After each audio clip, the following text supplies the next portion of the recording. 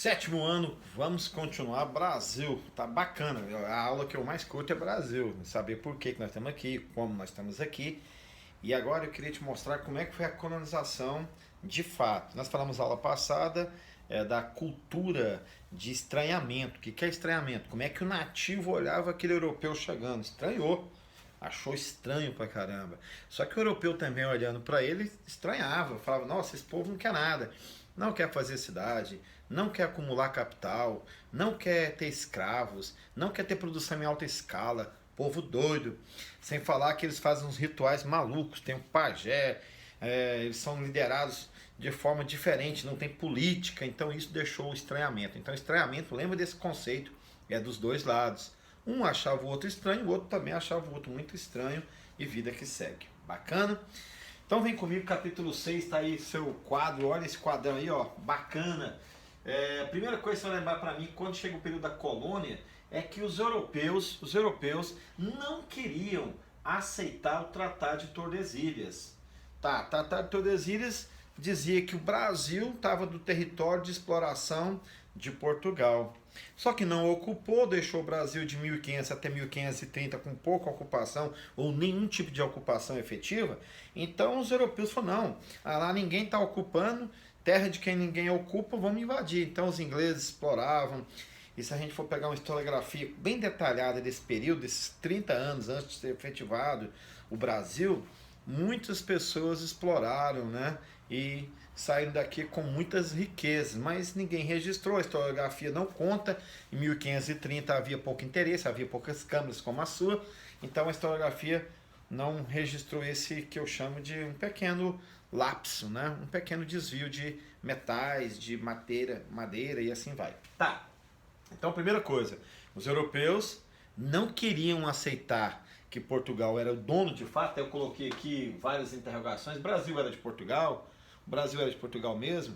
O Brasil tinha que realmente ser reconhecido porque Portugal estabeleceu o Tratado de Tordesilhas, mas as pessoas não queriam aceitar o acordo entre Portugal e Espanha de dividir o Brasil ali na medida que eles achavam que era a linha imaginária deles. Tanto é que nós vamos falar de capitanias hereditárias, vão seguir esse padrão. Tem a linha aqui, eles vão fazer cortes, né, no Brasil, e dividindo o Brasil e fazendo loteamentos do Brasil, tá? Bacana, esses loteamentos riquíssimos, né? Um lote desse era fantástico, era 2 estados, um estado todo só dele, coisa bacana, né? Se o Brasil fosse dividido em lotes, qual lote você gostaria de receber? Lá no sul do Brasil, no norte, no nordeste, né? Perto do litoral. A ideia do centro-oeste ainda também não era reconhecida. A ocupação primeira na linha imaginária aí, indo só até o litoral. Bacana. Então o Brasil não era reconhecido, porque também havia a famosa pirataria, né? Tava todo mundo querendo achar a terra de todo mundo e todo mundo pegando. Então a primeira dificuldade então era a expulsão da Espanha, dos franceses, dos ingleses que estavam por aqui. Então, para ocupar o Brasil de forma efetiva, viu que precisava ser ocupado, então 30 primeiros anos, 1530, de forma efetiva, então, eu coloquei aqui o primeiro tópico que a gente vai pensar, a ocupação efetiva. Qual que é essa ocupação efetiva? A ocupação efetiva parte da expedição de Martim Afonso de Souza. Ele vai então ser a famosa expedição dele, e tem objetivos. Vê comigo os objetivos. Estamos caminhando juntos? Ó, os objetivos são bem claros. Primeiro, ele tem que expulsar os franceses daqui. Ele tem que fundar povoados, cidades, organizar a colônia, senão novamente as pessoas vão invadir. Na expulsão, na fundação, e que o alvo era o litoral, que era mais fácil o trajeto, vir e voltar, daí aquela cultura nossa, vir para a Europa, voltar para o Brasil, vir para o Brasil, voltar para a Europa, é porque é mais fácil, os portos estão aqui. Tanto é que você vai ter cidades no norte aí, nordeste, São Paulo, né, com quase 500 anos, e Goiânia, uma jovem capital que não tem nem 100 anos ainda. Por quê? Demorou, professor, demorou. Depois que eles efetivaram o centro-oeste, depois que vão partir para o centro, depois que efetivaram o litoral, é que vão partir para o centro, nós vamos chamar de Minas, nós vamos chamar de Goiás, Tocantins, e Tocantins só em 88, nem existia a palavra Tocantins ainda, só o rio Tocantins, bacana. Então esse litoral aqui povoado, a fundação aqui de cidades, povoados, E a expulsão do francês vai estabelecer a primeira grande produção nossa, a monocultura da cana-de-açúcar. Então o Brasil larga fazendo uma coisa doce, o açúcar, né? Então nós temos como objetivo bacana fundar então o Brasil a partir da produção da monocultura, uma cultura só de açúcar. Daí a necessidade de mão de obra, daí a necessidade de capturar os nativos. Como os nativos fugiam, então vamos capturar pessoas que já estão acostumadas ao trabalho e são mais resistentes ao trabalho, que é a nossa interação com a África. Veio aí a cultura do africano. Alguém pergunta, nossa, é justo, né? Nós temos aí cotas universitárias, tá vendo? Desde 1534 começa a exploração de uma raça, trazendo pessoas para a exploração do seu trabalho, sem nada em troca. Ele não fez vestibular, o africano não fez vestibular para vir para o Brasil, ele não optou para o Brasil, ele não comprou a passagem, ele veio de forma escrava, foi trazido como mão de obra escrava, com exploração do seu trabalho, sem nada em troca, a não ser as punições. Então quando alguém pergunta, a cota é justa? Justíssima, justa.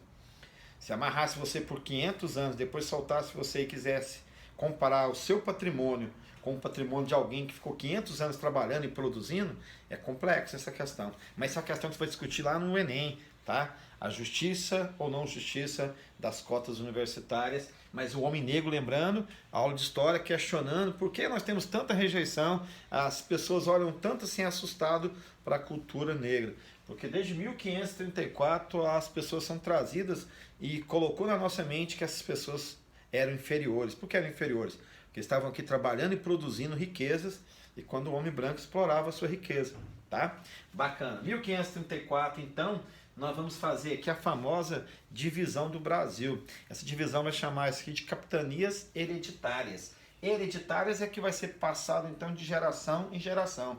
O pai herda, passa para o filho. Então, nenhum filho vai dar as suas riquezas para o nobre escravo. Então, vai seguir. E nem pensa nisso. Então, bacana, 1534. Nós vamos ter aqui então essas faixas, nós vamos chamar de capitanias hereditárias. Seria cortes assim. Aqui é o litoral, você vai fazer cortes assim, né? Esse desenho aqui tá clássico, né, cara? Super clássico. Bacanas. Capitanias hereditárias, então, formaram 15. Dividiu o Brasil em 15 lotes. Essas capitanias eram doadas, né? Então, por isso a palavra capitanias donatários. O que é isso? Capitães donatários. As pessoas, os homens, os capitães donatários, que receberam a capitania. Era uma carta de doação. Então o rei de Portugal dava a carta doando, emprestando, cedendo o território para o indivíduo valorizar, o indivíduo fazer cidades, o indivíduo procurar explorar o litoral, o indivíduo ajudar a expulsão dos invasores. No caso aqui francês, mas também havia alguns ingleses pintando por aqui e assim holandeses. Depois os holandeses vão fundar um período aqui de fundação aqui, né? Vão estabelecer aqui, ficarem aqui por mais de 15 anos, construírem cidades, que é uma cidade que você gosta muito, é Recife, né? Aquela coisa linda. Eles vão estar lá montando a sua cidade ali e vão dar nome à cidade, vão dar uma cultura à cidade, e assim você vai ver que tem uma arte toda francesa na cidade. Tá, essa lei então vai ser chamada de foral. Foral, então, a lei que vai organizar a capitania. Não tinha lei, então era terra de ninguém, não. Agora não. Agora, a partir de agora, a expedição do meu amigo Martim Afonso de Souza vão dividir as terras em capitanias, vão colocar uma lei na cidade, vão começar a fundar as cidades, vão efetivar o Brasil. Agora o Brasil vai largar, agora o Brasil tem condição de caminhar. Tá, termino falando que para efetivar mais ainda, vai estabelecer então o primeiro governador, que é Tomé de Souza, que é o camarada que vai fundar a cidade de Salvador e vai colocar ali como a primeira capital. Ele chega, estabelece em Salvador e funda a cidade e estabelece a cidade então como capital da colônia portuguesa aqui no Brasil. Salvador então larga. E depois então, só Dom João vai transferir para o Rio de Janeiro. Depois então, JK vai fundar Brasília. Então essas três viagens da nossa capital, sacou? E quando Tomé de Souza estabelece o governo, ele vai colocar três palavrinhas que vamos chamar aqui de mor, tá? Mor é o maior.